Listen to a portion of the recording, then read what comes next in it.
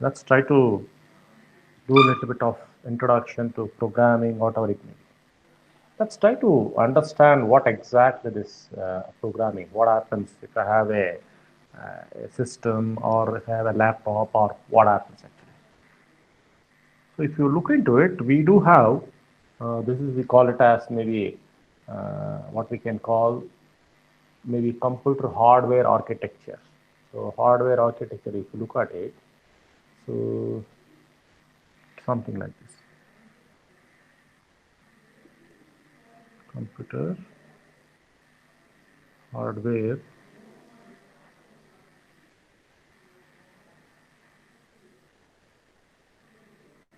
architecture. If you look at it actually, so usually we'll be having an input and IO devices. That is, I'll be having an input and output devices.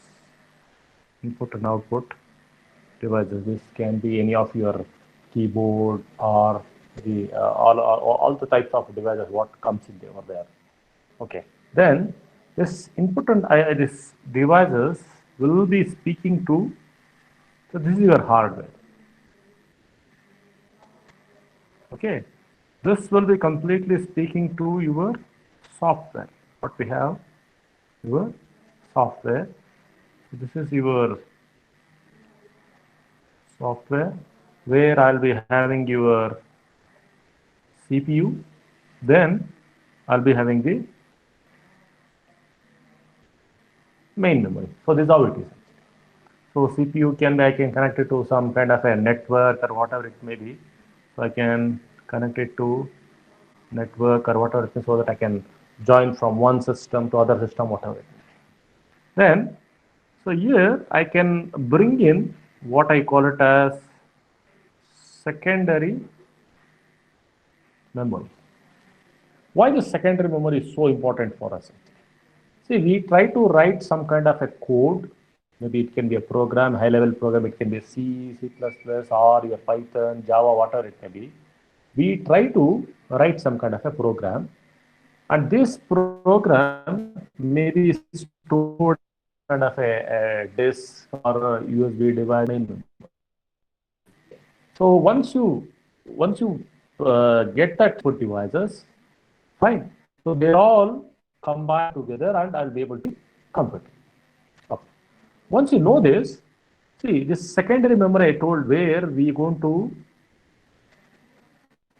the programs.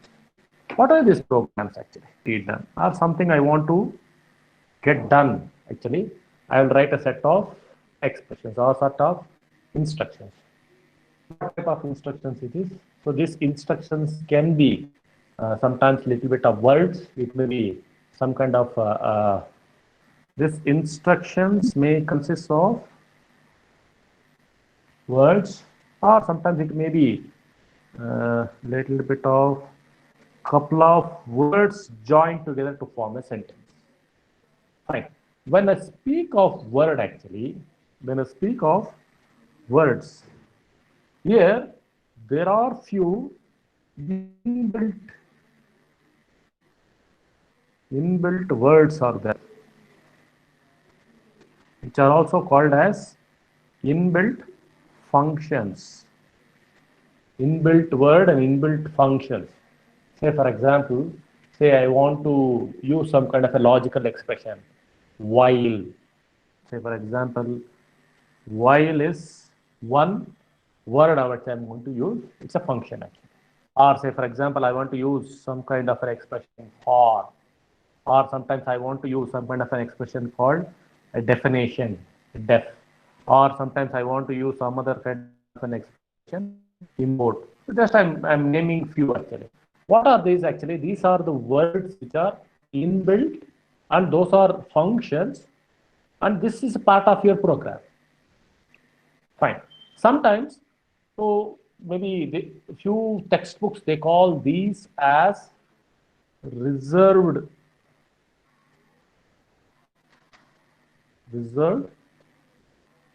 words. Because why this particular thing is reserved words means I can't use these words in many of my functions what I'm going to create. So when I try to write my own functions. I can't use those functions because the inbuilt functions is already defined, predefined. Now, once you have this and you have installed everything and all, now it's time for us to, we have to interpret actually. The next foremost thing what we come across is actually, when you speak, when you come to your hardware architecture, your maybe you have an interpreter and you have a compiler. Okay. Now, say for example, I have a Python. So Python is some kind of a maybe high-level language. So you have written some kind of a code. Now the computer has to rewrite and read it actually, or it has to process it actually. Okay, what happens actually? You have what is called as a compiler. What the compiler does actually? So here, when it is processing, I have what is called as a compiler comes into picture. What does the compiler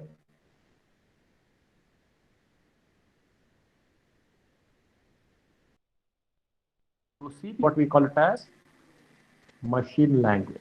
It doesn't understand your Python, or it doesn't understand your C++, it doesn't understand your Perl, Java, Basic, nothing. It doesn't understand anything. What it understands is the only machine language. Okay, so that machine language conversion is done by your compiler. Okay, the machine language is that particular simple. What is it actually? It is all zeros and ones. And I can't write that kind of zero machine level kind of a program. Any human can't write it. Okay. And it's, see, it may look simple for us because it looks only, we have only 0 or 1. So it's more of like a, just like a 001, 01, 0001 like that. It looks simple. But what the compiler does is actually what CPU understands that machine language, your secondary memory or the program what you have written, that program is converted to the machine language and that is sent to your CPU and CPU will process it. And then what does it actually? It converts back to your language what it is there, and you will be able to see it on the output actually. So it is something like a two-way process. So the programming language, usually we have two categories. One is I do have an interpreter and I do have a compiler. So what does the interpreter does? So if you look at it, any programming language, see any programming language, if you look at it, any programming language, if you look at it, it has translators. Any programming language, if you have it, it will be having a interpreters and you have compilers. These are two things are very important. You live like Python or any kind of a thing. Now, what does the interpreter does? So if I take interpreter, what does it do? So interpreter actually, it reads the source code what you have written. Okay, it reads the code of the program, whatever the program you written. It reads the code of the program written by the programmer, and it parses, see what it does, it parses and interprets. So it's going to the main purpose of this particular is to, it interprets that particular instructions. Okay, it interprets the instructions given, maybe instructions given on the go. Okay, so what does it maybe say? For example, I have some lines. Say for example, I have something like I'm going to define some kind of a variable. Say for example, some x is equal to some 10. Okay, then I will ask command print x. Okay, print x. So now what does it do actually? The lines of the Python what I have written. So this particular name or variable is picked and the variable is assigned some particular value. Interpreter it does. So x is equal to 6. And then it tells that I need to print that. So all these things is done by your interpreter. Okay. Then here comes your compiler. Okay. So now interpreter interprets your source code what you have written, and the compiler will take, see what you have written. This compiler will take this particular code and converts it to machine language, and machine language, and it sends to CPU for processing. So this is what many of your maybe what maybe the language what I am using. This is what it does. Now, as I told, whenever I try to write a command or write a program, so what I am trying to do, I am trying to give set of instructions.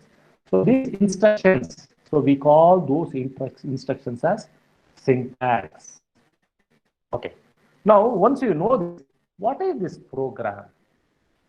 See, the program is the most basic secret. If I tell, for example, if I want to write the program, it has to be in sequential manner. See, it is the sequence of instructions. Sequence of instructions, say for example, I want to climb, I want to go from ground floor to first floor. I have to take the up maybe stairs. So first, second, third, fourth, like that. That means, say for example, so sequence of instructions. So let me write it actually. Let me give an example for it. Say I am going to define x is equal to 5 first, then y is equal to 10, then z is equal to x plus y, maybe some other thing, c is equal to x star y. Look at this. Here, x and y has to be, I need to define it. Then this x plus y or x star y, this instructions I can't bring it down here. See, you are doing a z is equal to x plus y and c is equal to x star y. If I do that, say now if I this is in sequence, okay. Instead of the sequence, I will write it in different form. That is z is equal to x plus y, some c is equal to x star y. Then I am going to define x is equal to 5 and y is equal to 10. If you try to write a program in this fashion, this is not in sequence. What does it tell? X and y is not defined. See, as soon as you write z is equal to x plus y, you will get an error that x and y is not defined. That means whatever may be the set of program is nothing but what I am going to do. It is the most basic. It is the most basic thing you have to do whenever writing a program. It is the statements or sequence. It's a sequence of syntax. That's a sequence of instructions, what we call. So whatever maybe the English, whatever you use, but they should be in an order. Okay. If you write this syntax in an order, then only I'll be able to execute the program, or your interpreter will be able to take that and your compiler will be able to do that. So interpreter, sometimes interpreter will take that and interpreter reads the code. Fine. Interpreter will read actually. But when it sends to compiler, so instead of if I try to, I have to define it. If it is not in sequence, immediately the compiler will give an error. Because it doesn't understand, because I can't convert it to machine language. Even though I convert it, the machine doesn't understand it. So whenever you're writing the program, irrespective of what language you're using, this particular thumb rule I need to follow. That is, all the instructions what I'm going to use, those instructions should be in sequential form. Okay. Now, what is it actually? When you speak of the programming, these are called as building blocks. So building blocks, that means I'm going to use an input, then sequential execution. It can be within that, there can be some conditions and all, or there can be some kind of a loop into that, or some of the functions and all I'll be reusing again and again. Then I'm going to have an output. So this is how it is actually. Say I'm going to have input, fine. Then I will sequentially execute it actually. Sequentially execute the instructions. So then I'm going to put some conditional actually, conditional statements I'm going to put. So because of these conditional statements, I may have to do some kind of a repetition or repeated statements or execution. Repeated statements I can have, or sometimes I have to call some kind of a functions to use and reuse. I use it. Then at the end, I will have what is called as your output. So then at the end, I will be having your output from the statement. Okay, reuse, and then I will be having the output from the program. See, this particular thing you all should remember. What should be the first? How I'm going to use the conditional statements, how I'm going to use the repetition. See, this can be a loop. See, look at this. Repeated statement can be a loop or nested loop, whatever it may be. See, some of the things may come or may see. If only sequential execution, I'll give a simple example. Say input, I'm going to say, for example, if I take I want to write a program in such a way that enter the number of students in the class. Okay, input, let it be called as at x. I'm going to put x is equal to 60. Then I will check. So the number of students 60, they enter the marks for all the 60 students. I'll put it in a loop. So first student scored 50, second student scored 60, third student scored 70, something like I'm going to put it in some kind of a file or whatever it may be, a DAT file, or I'm going to read it. Now, what is the condition statement I'll tell? The condition statement is something like whoever has scored more than 60. How many scored? I will put a count for that. So I put count is equal to 1. Okay. Whoever has scored more than 60, I will add it actually. Whoever has scored more than 80, one more condition. Whoever scored more than 90, I will put. So like this, I can put a conditional, different conditional statements. Then what is this loop actually? Within, see, everything is within the loop actually. So here in this condition, I may not repeated statements, it may not come, but I may reuse the same data, whatever is there, then I'll get the output. So the last two things may come or may not come for certain things. But for few things, sequential operation, conditional statements come. Or for few of the programs, there will be only say sequential commands, there won't be even conditional statements also. So your program and your writing, it all depends on what purpose I'm going to write it. And also, how you're going to bring in your functions, how you're going to use your function within your program.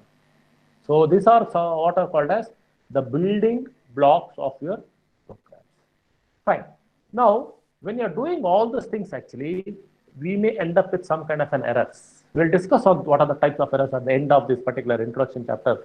Maybe I may end up with a syntax error, or I may end up with a logical error, or I may end up with some kind of a semantic error, whatever it may be. All the errors, because these errors you should be able to find it using what is called as a debugging. I should be able to debug the program where, see, if the code is very small, maybe 8 lines, 10 lines, or whatever it may be easy for you. But when you have a code which is running to hundreds or sometimes thousands of lines, then finding the error and debugging the program or that particular set of instructions is always a difficult task. Okay. Now, let us look at what do you mean by a variable. Fine. We all know that variables, expressions, types, all those things we keep out actually. So when you speak of a value, okay, let's speak of variables, fine, some kind of an expressions and types, that is data types, expressions and types. If this is what we are going to look into.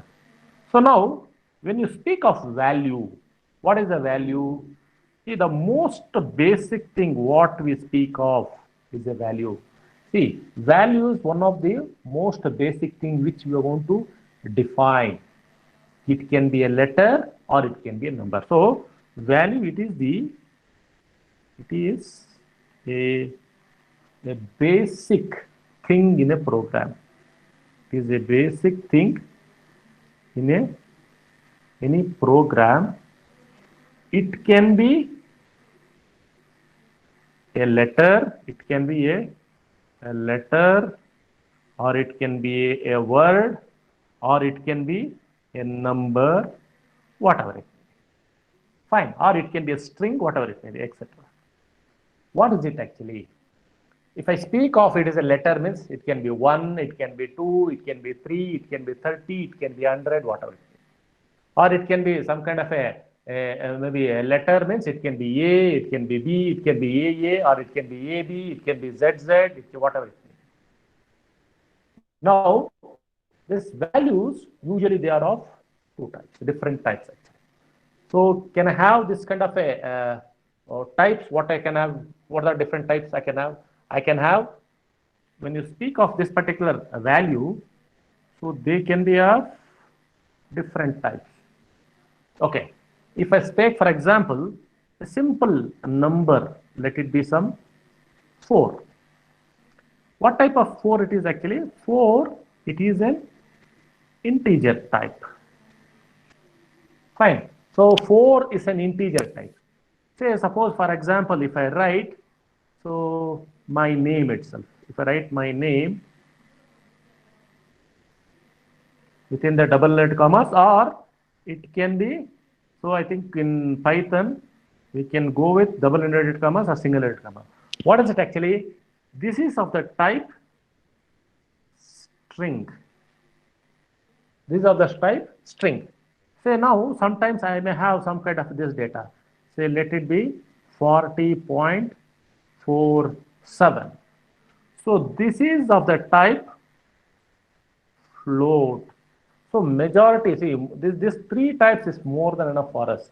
So we do have an integer type, we do have a string type, and we do have, so string usually we'll end up with str, integer int, float.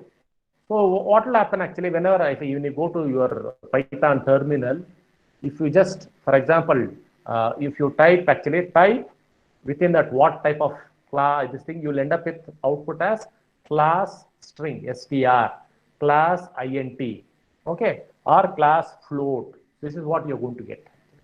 Type 3.1 or type 4.2, something like, if you put it in the terminal, then we will do that exercise tomorrow. Next class we'll do the whatever we are trying to discuss today, no, that we'll do it on my computer. I'm going to show that. Okay, whatever we are trying to discuss. Now, this types, whatever I told, integer, string, all those things, they are all very unique. Now, what is this a variable? Okay, it is something, but a variable is a name that refers to a particular value. What is a variable? Let's see. What is this variable? So variable is a name. It can be anything.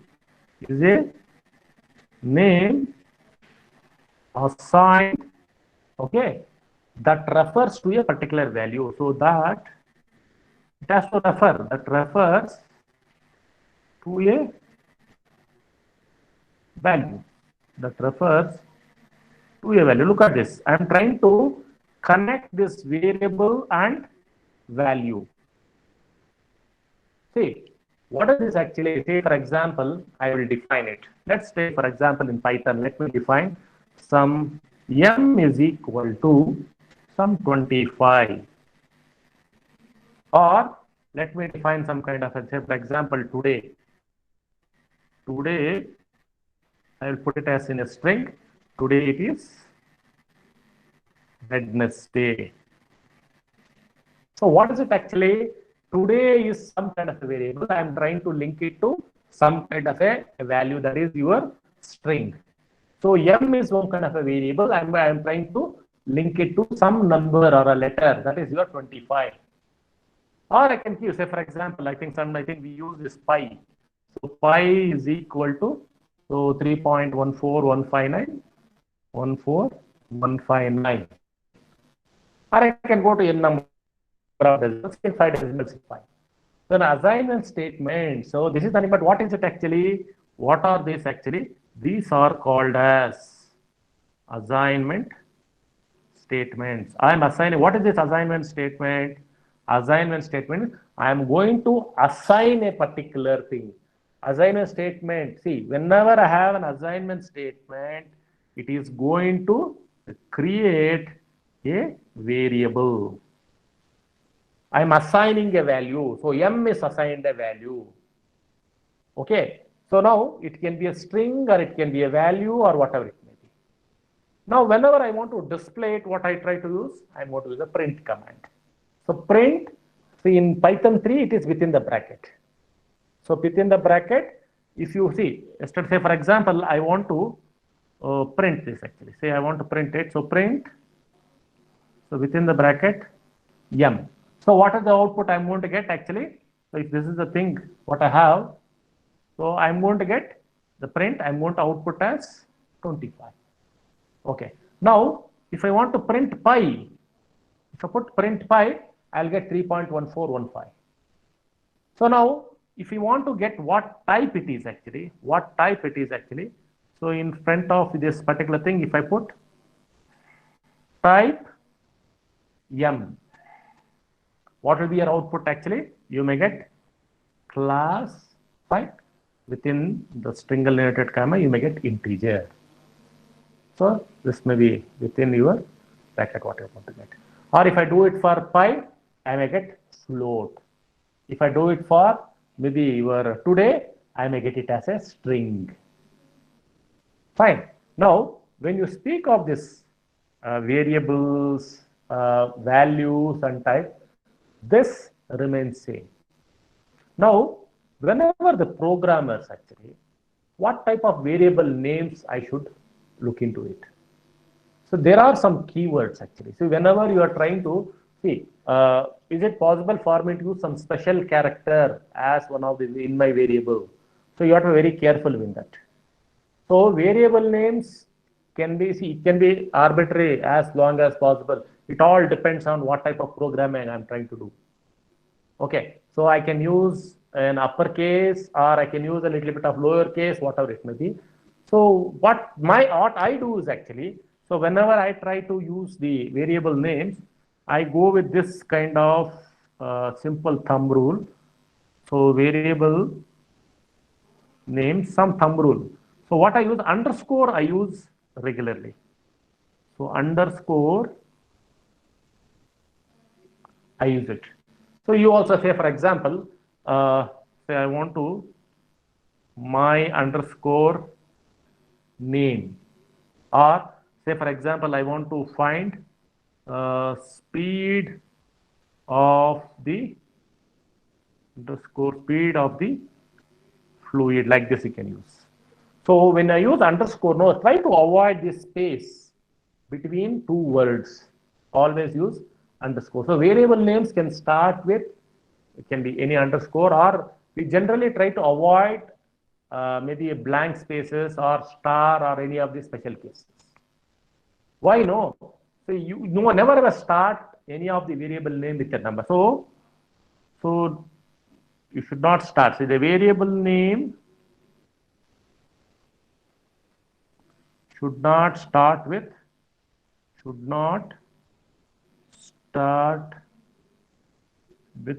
a number. Okay. So if you want, I can give an example. So say for example, if I put, so 86 name, don't use such kind of a variables. 86 nothing, but it's invalid. So if I try, for example, if I define 86 is equal to, say, Wednesday, if I do, I'll show this example tomorrow, whatever we are trying to. So what it's going to do, it will clearly, it will give a syntax error. Fine, it's syntax error and it's an invalid syntax. It's an invalid syntax because this is not accepted because compiler doesn't understand. And don't use any special character. Say for example, if I put at, star, all those things. So if I use, for example, this is one example. If I use some kind of a dongle at. So dongle at is equal to some variable. Let it be some 1000 I'm using. So this is not acceptable. So this is also invalid, because this is something like it's not an theoretically used, because it's a symbol. And it's also, I think, some of the programmers, I think if you look at some of the books, actually using any of these special characters, they call it as more illegal. They literally they use it, actually they clearly tell that it is illegal to use any kind of special symbols or any of the keywords.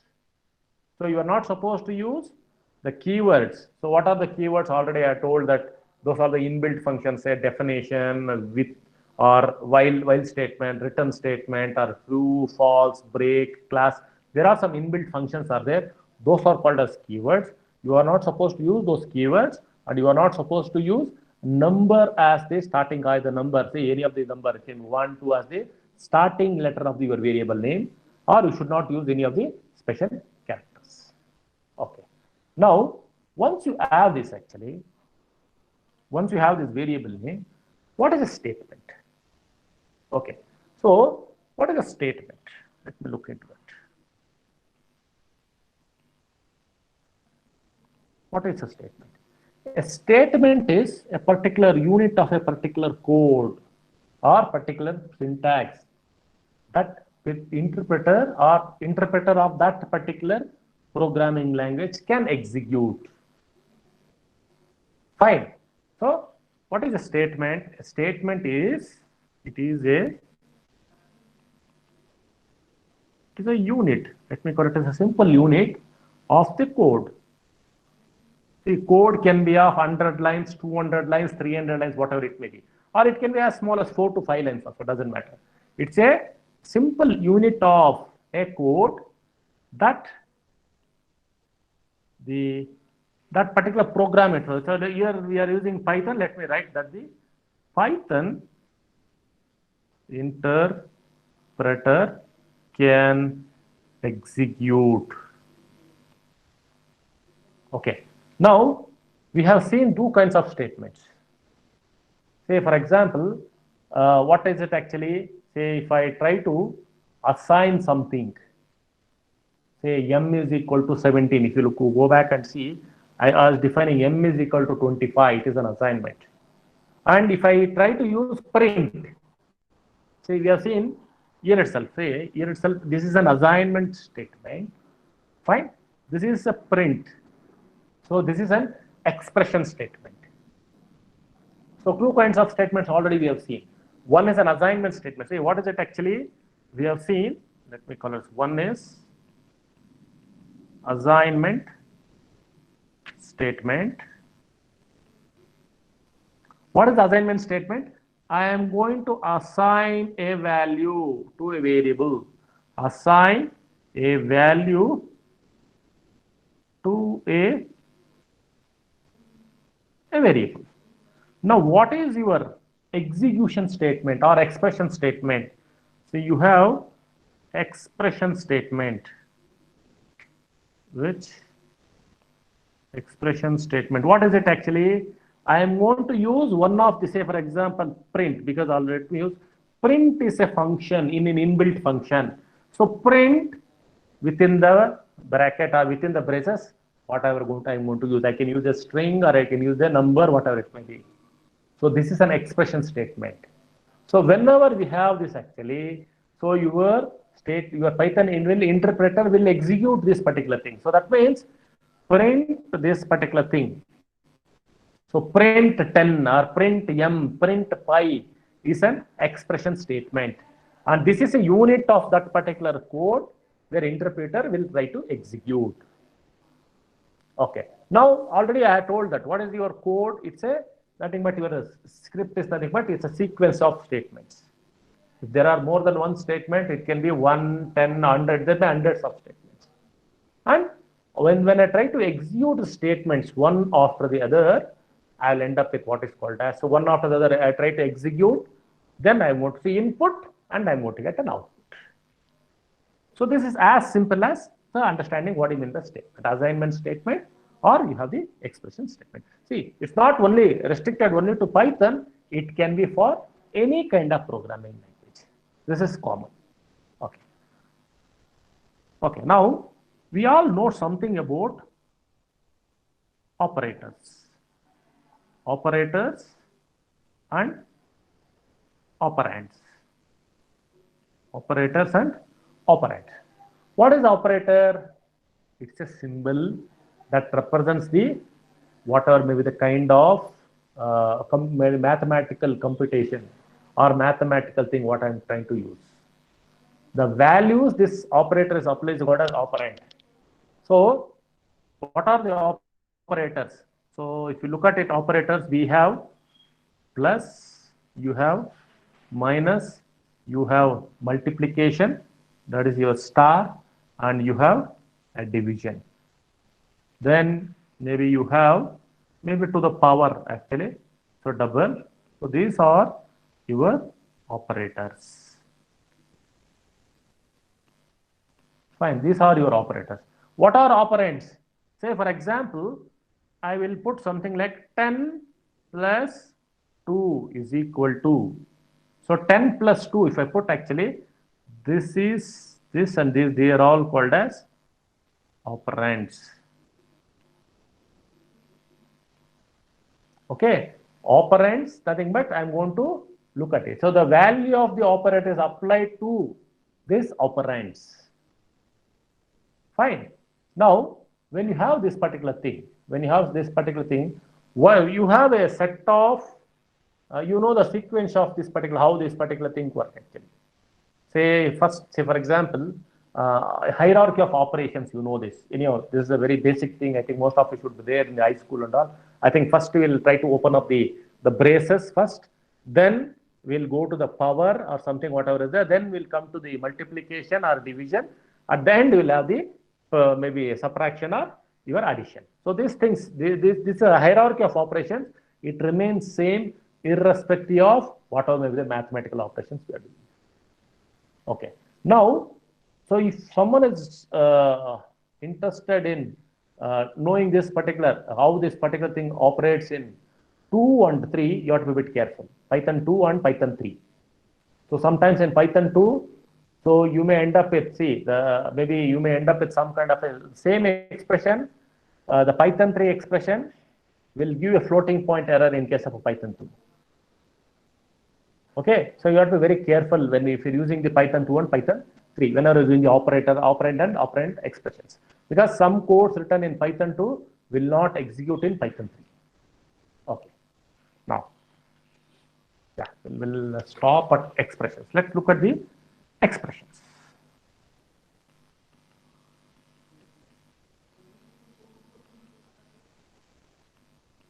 What are these expressions? See, an expression is a combination of your values, variables, and operators. That's it. An expression, it is a combination. It is a combination of all. See, you have your values, your variables, and your operators, whatever the heck call it.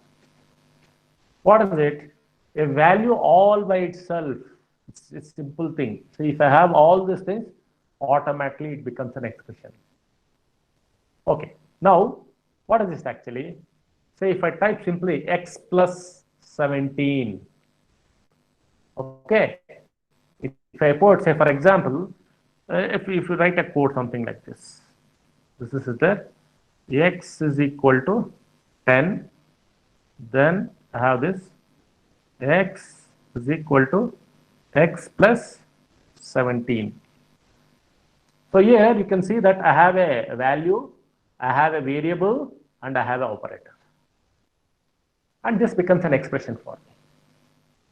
So now this expression, see, if you type an expression in some kind of an interactive mode, the interpreter will try to evaluate it. So here what it's going to evaluate, see, first it's going to take x is equal to 10, So here it is 10. So I'm going to get an output. X is equal to, so your X will be equal to 27. So automatically this is evaluating. So the interpreter will take that value and it's going to view this. So this is the what is called as an expression. Now, so if I go to any of this Python, your command or whatever it may be, say for example, I'm going to define some number, let it be some 5 or 10 or whatever it may be. Then you define some variable to it. Then you try to add it. Then you can see that whether that number is executed or not. Okay. Now, as I told the order of parentheses, already I have told that order of parentheses actually, I think if you, there is an acronym actually. I think PEMDAS, that's what they use actually. The first thing is parentheses, then they will go with the exponential, then multiplication and division, and at the end, you have what is called as your addition and subtraction. So, your order of operations.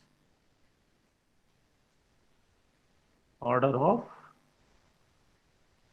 operations actually. So the simple technique are what we have been using, PEMDAS. So P stands for parenthesis. Okay. Okay. E stands for exponential. Exponentiation. Then M stands for multiplication, and D stands for division, A stands for addition, and S stands for subtraction.